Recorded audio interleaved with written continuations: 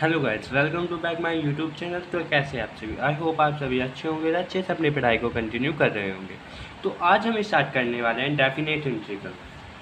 ठीक है, तो हमने इंटीग्रल यानी इंडेफिनेट इंटीग्रल को के पी वाई क्यूज़ को कंप्लीट कर लिया है। अब हम स्टार्ट करने वाले हैं डेफिनेट इंटीग्रल्स के पी वाई क्यू, जो एंड मोस्ट ऑफ टाइम पूछे जाते हैं। ठीक है, सबसे पहले हम समझते हैं डेफिनेट इंटीग्रल होता क्या है। देखिए, इनडेफिनेट इंटीग्रल में क्या होता था कि जब भी हम इंटीग्रेशन अपना कंप्लीट कर लेते थे तो उसके बाद हमें एक कांस्टेंट फंक्शन उसमें ऐड करना होता है। ठीक है, ये कंपलसरी होता है कि जब भी हम अपना इनडेफिनेट इंटीग्रल, ठीक है, इनडेफिनेट पूरा कर लेते हैं तो उसमें हमें प्लस एक कांस्टेंट फंक्शन ऐड करना होता है जो कि होता है सी।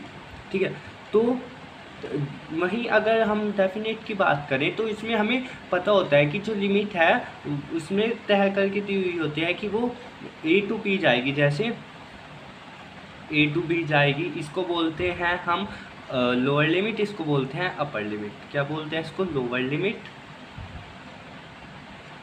और बी को बोलते हैं हम अपर लिमिट। ठीक है, तो मैं आपको ये मान के चल रहा हूँ कि आपने ना तो अपनी 12th अच्छे से की और ना ही अभी आपने इसके बेसिक्स कंप्लीट किए। ठीक है, तो आप इस एक वीडियो से इसके बेसिक्स और जो पी वाई क्यूज़ है, N D P Y Qs है, वो कंप्लीट कर लेंगे, क्योंकि इसमें आपको बेसिक्स भी मिलेंगे और पी वाई क्यूज़ भी। तो आप टेंशन मत लीजिएगा, इससे आपके दोनों कवर हो जाएंगे। तो अभी समझा आपने क्या कि जो इंडेफिनिट इंटीग्रल होता है उसमें क्या एक कांस्टेंट फंक्शन ऐड करना होता है, लेकिन वहीं अगर हम बात करें डेफिनेट इंटीग्रल की तो उसमें हमें डिफाइन करके दिया हुआ होता है कि जो हमारा फंक्शन है उसकी लिमिट कहाँ से कहाँ तक होती है। ठीक है, इस तरह से हमें लिमिट दी हुई होती है, इसको बोलते हैं हम लोअर लिमिट और इसको बोलते हैं हम अपर लिमिट। ठीक है, तो हम इसको करते कैसे हैं, देखिए सोल्व करते हैं। सबसे पहले तो हमें नॉर्मली क्या करना होता है, जो फंक्शन दिया होता है उसका सिंपली हमें इंटीग्रेशन करना होता है। ठीक है, तो 1 4, यानी जो इसकी लोअर लिमिट है वो क्या है 1 और जो अपर लिमिट है वो क्या है 4। ठीक है, ये पता लग गया। अब देखिए ये क्या है x इंटू एक्स की पावर 1/2 लिख सकता हूँ मैं अंडर रूट को। क्या हम x अंडर रूट एक्स को x की पावर 1/2 लिख सकते हैं? यस, लिख सकते हैं।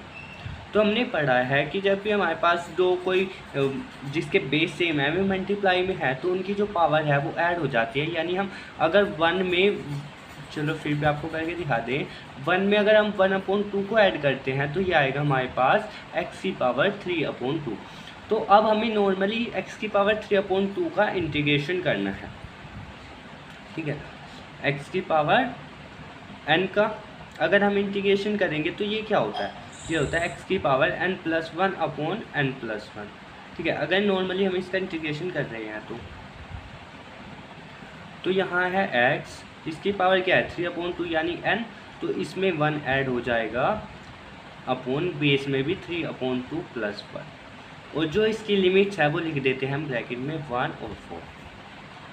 ठीक है, इतना समझ में आया? तो अब इसके जो पावर्स हैं उन्हें ऐड कर देते हैं। यानी अगर हम 3/2 में क्या ऐड करते हैं, 1 ऐड करते हैं, तो देखिए अगर हम 3/2 में 1 ऐड करेंगे तो ये आएगा हमारे पास 5/2। तो लिख देते हैं डायरेक्ट 5/2, और यहाँ पे भी 5/2, 1/4। तो जो 5/2 है ये कांस्टेंट है, तो इसको हम बाहर ले लेते हैं और ये आएगा 2/5 करके। क्यों आएगा? देखिए ये है कि ये किस में है, ये है डिवाइड में। तो डिवाइड में क्या होता है कि जैसे ये है हमारे पास x, क्या हम इसके नीचे यानी इसका डिनोमिनेटर 1 लेट कर सकते हैं, क्योंकि हमें इसका डिनोमिनेटर नहीं पता। ठीक है, ऐसा मान के चल रहे हैं कि ये अपर फंक्शन है और ये लोअर, इसका डिनोमिनेटर अलग है और उसका डिनोमिनेटर अलग 2 है, तो ये है 5/2।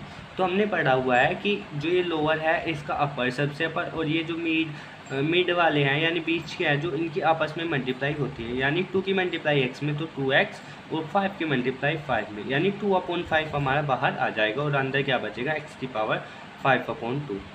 अब आई हमारे पास लिमिट ओपन करने की बारी, यानी ब्रैकेट ओपन करने की बारी। तो ये कैसे होता है, सबसे पहले हमें अपर लिमिट रखनी होती है x की जगह, जो x की वैल्यू है वो एक बार 4 रखनी होता है, 4 की पावर 5/2 -1, यानी लोअर लिमिट यानी 1 की पावर 5/2। तो 2/5, क्या हम इसे 4 को 2 की पावर 2 लिख सकते हैं? तो 5/2 यानी 2 से 2 कैंसिल -1, क्योंकि 1 की हम जितनी भी पावर करेंगे वैल्यू हमारे पास 1 ही आनी है। तो 2 × 5, 2 की पावर 5 होता है हमारे पास 32 -1। तो अगर हम इसे यहीं पे सोल्व करें तो 32 - 1 यानी 31। ठीक है, तो 5 से डिवाइड कर देंगे, 5 6 जा 30.2, यह आ जाएगा हमारे पास 6.2। तो 2 2 जा 4 और मल्टीप्लाई, तो ये अगर हम 2 की मल्टीप्लाई 6.2 में करते हैं तो हमारे पास जो आंसर आता है वो आता है 0.4। तो अब हम मैच कर लेते हैं कि कौन सा ऑप्शन जो है हमारे लिए करेक्ट होगा। तो जो हमारा ऑप्शन नंबर सी है वो क्या है, वो करेक्ट आंसर है, क्योंकि इसकी वैल्यू क्या है 12.4। तो अब इसी तरह हम अपने नेक्स्ट क्वेश्चन को कंप्लीट करेंगे। तो चलिए अब चलते हैं हम अपने नेक्स्ट क्वेश्चन पे।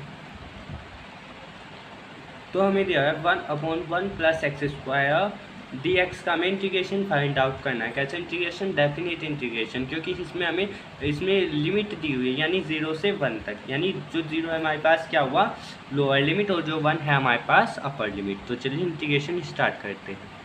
अगर मैं आपसे कहूँ कि जो ये क्वेश्चन दिया हुआ है ये केवल होता है इंटीग्रेशन 1/1 + x², तो आप क्या बोलते? ये एक सीधा सिंपल सा फॉर्मूला है। अगर आपने इंटीग्रेशन का लेक्चर मेरा देखा हुआ है तो आप सिंपल डायरेक्ट आंसर देंगे। ये होता है tan इनवर्स x का। ठीक है, ये किसका होता है? tan इनवर्स x का। अगर हम 1/1 + x² का इंटीग्रेशन करते हैं तो ये होता है tan इनवर्स x, सीधा सिंपल। इसका जो इंटीग्रेशन है वो है tan इनवर्स x। तो अगर लिमिट भी है तो सीधा हम tan इनवर्स x की क्या करेंगे, लिमिट, मतलब इसमें लिमिट पुट करेंगे। ठीक है, ये एक फॉर्मूला है जो कि आपको याद होना चाहिए। तो 0 से 1 1/1 + x² dx, तो इसका इंटीग्रेशन क्या होता है tan इनवर्स x। ठीक है, tan इनवर्स x। तो अब हम इसकी लिमिट रख देते हैं 0 1। तो अगर हम कभी भी लिमिट को ओपन करते हैं तो वो क्या होता है upper limit minus lower limit. तो अपर लिमिट क्या है 1, तो tan इनवर्स x, यानी x की जगह अब हमें पुट करना होगा 1 माइनस लोअर लिमिट यानी tan इनवर्स 0। तो tan इनवर्स 1 की जो वैल्यू है वो है π/4 माइनस tan इनवर्स 0 क्या होता है 1/, इन्फिनिटी, यानी 1/0। ठीक है, तो ये क्या होगा π/4 माइनस इन्फिनिटी। तो tan इनवर्स 0 की वैल्यू क्या होती है 0। ठीक है, सॉरी ये इन्फिनिटी हो गया था, लेकिन tan इनवर्स 0 की वैल्यू क्या होती है 0। तो अगर हम π/4 में से 0 को माइनस करेंगे तो आएगा हमारे पास क्या π/4। ठीक है, तो जो हमारा सी है ऑप्शन वो क्या है करेक्ट। अब चलते हैं हम अपने नेक्स्ट क्वेश्चन की ओर। तो चलिए अब ये हम क्वेश्चन सोल्व करते हैं। तो सबसे पहले हम क्या करेंगे, ये देखिए ये है 3x + 4। अगर इसका अंडर रूट है तो हम क्या इसको 1/2 लिख सकते हैं? बिल्कुल लिख सकते हैं, क्योंकि अंडर रूट x यानी x की पावर 1/2। तो इज इक्वल टू 0.7। ये पावर अगर डिनोमिनेटर में है तो प्लस में, अगर हम इसको न्यूमिनेटर में लेके जाएंगे यानी 3x + 4 करेंगे तो ये पावर हो जाएगी -1/2। ठीक है, ये पावर कैसे हो जाएगी -1/2। तो अब देखिए ये क्या बन गया, ये इंटीग्रेशन बन गया x की पावर -1/2 का, या बोल सकते हैं 3x की पावर -1/2 का। ठीक है, तो अब हम इसका पूरे का क्या करेंगे इंटीग्रेशन करेंगे। तो अगर x की पावर n है तो उसका इंटीग्रेशन क्या होता है n+1/n+1। ठीक है, ये इसका क्या होता है इंटीग्रेशन x की पावर n का। तो ये भी तो x की पावर n है यानी -1/2 है 3x + 4 की पावर। ठीक है, ये क्या है, ये है 3x + 4 की पावर -1/2। तो अगर हम इसका इंटीग्रेशन करते हैं तो ये आएगा, ब्रैकेट लगा देते हैं क्योंकि अब तो इंटीग्रेशन सीधा 3x + 4 की पावर -1/2 + 1 अपॉन -1/2 + 1, ठीक है, 0 से 7। तो क्या इतना ही इंटीग्रेशन होगा? नहीं, क्योंकि अब हमें 3x का डिफ्रेंशिएशन करना होगा इसके अपोन में, क्योंकि अगर ये केवल x होता तो ये इतना होता, लेकिन ये है 3x, ठीक है, ये क्या है 3x। तो जब हम 3x का क्या करेंगे डिफ्रेंशिएशन x के सापेक्ष, तो 3 कांस्टेंट फंक्शन है, ये आ जाएगा dx/dx। और dx का अगर x का अगर हम x के सापेक्ष अवकलन या डिफ्रेंशिएशन करते हैं तो ये होता है 1, यानी टोटली क्या आ जाएगा हमारे पास 3, तो अपोन में लिख देते हैं 3। क्या आपको समझ में आया? देखिए ये x की यहाँ पे क्या है, x की एक लीनियर है, x क्या लीनियर फॉर्म में है, तो इसकी पावर हमें दी है -1/2। कभी भी ऐसे है x की पावर, कभी भी ऐसे है x की पावर 1/2, x की पावर n, तो उसका डिफ्रेंशिएशन क्या होता है? उसका डिफ्रेंशिएशन सिंपल होता है x की पावर n+1 अपॉन n+1, ठीक है। लेकिन यहाँ हमें क्या दिया हुआ है 3x + 4, यानी इसकी पावर n। तो ये भी तो एक लीनियर है, जब भी लीनियर की पावर होती है तो सीधा हम क्या कर देते हैं, इस पूरे की n+1 अपॉन 3x + 4 की n+1 अपॉन n+1। लेकिन यहाँ पे 3x है, x के साथ क्या है 3, अगर ये होता है x + 4 तो ये इतना कंप्लीट हो जाता, लेकिन यहाँ है 3x, तो अब इस 3x का नीचे क्या होगा डिफ्रेंशिएशन होगा, ठीक है। अगर आपको इतना समझ में आया तो ठीक है, अब चलते हैं हम आगे, ठीक है। तो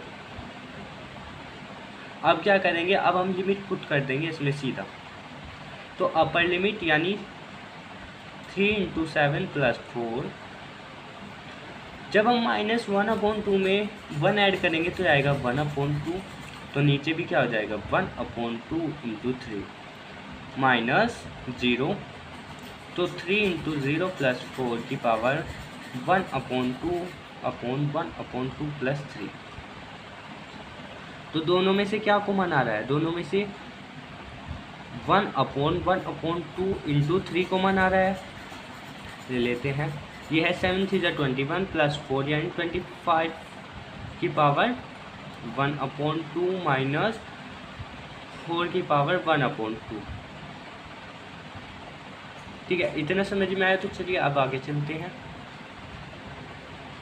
तो देखिए ये क्या है 1/2 × 3 यानी 1/3/2, ठीक है, ये है। जब हम 25 का अंडर रूट निकालेंगे, यानी 25 की पावर अगर 1/2 है तो इसको क्या हम ऐसे लिख सकते हैं √25, तो ये क्या आ जाएगा 5 माइनस एज इट इज़ 4 की पावर 1/2 क्या होगा 2, ठीक है। तो ये इसकी मल्टीप्लाई हो जाएगी 1 में, तो 2 ये क्या आ जाएगा 2/3, 5 - 2 यानी 3, तो मल्टीप्लाई क्या आ जाएगा 3, तो 3 से 3 कट, जो हमारा टोटल आंसर आया वो क्या आया 2। एक बार और समझिए, हमने क्या किया 3 की मल्टीप्लाई की 1 से, तो 3 × 1 = 3/2, तो ये हो गया 1/3/2। अगर आपको ऐसे समझ में नहीं आया तो हम क्या करेंगे, देखिए यहाँ पे अभी जो 1 है, क्या हम इसका जो डिनोमिनेटर है वो 1 लेफ्ट कर सकते हैं, तो ये हो जाएगा 1/1/3/2, तो एज इट इज़ है, तो 2 की मल्टीप्लाई 1 से और 3 की मल्टीप्लाई 3 से कर सकते हैं, ठीक है। तो ये आ जाएगा 2/3 × 5 - 2 यानी 3, तो 3 से 3 का जो आंसर आया वो आया हमारा 2। तो अब देखते हैं जो हमारा ऑप्शन है वो कौन सा करेक्ट है, ठीक है। तो ऑप्शन में देखेंगे तो जो हमारा ऑप्शन नंबर जो बी है, ऑप्शन नंबर बी है वो हमारा करेक्ट होगा, ठीक है। तो आज मैं केवल आपके लिए थोड़े सिंपल क्वेश्चन लेकर आया था, ताकि आपको इसकी डेफिनेट इंटीग्रल होता क्या है ये आपको समझ में आए, ठीक है। तो अब हम जो इस अपना नेक्स्ट लेक्चर है उसमें थोड़े अपर लेवल के जो क्वेश्चंस है वो लेके आएंगे। तब तक के लिए keep watching, keep learning and keep exploring.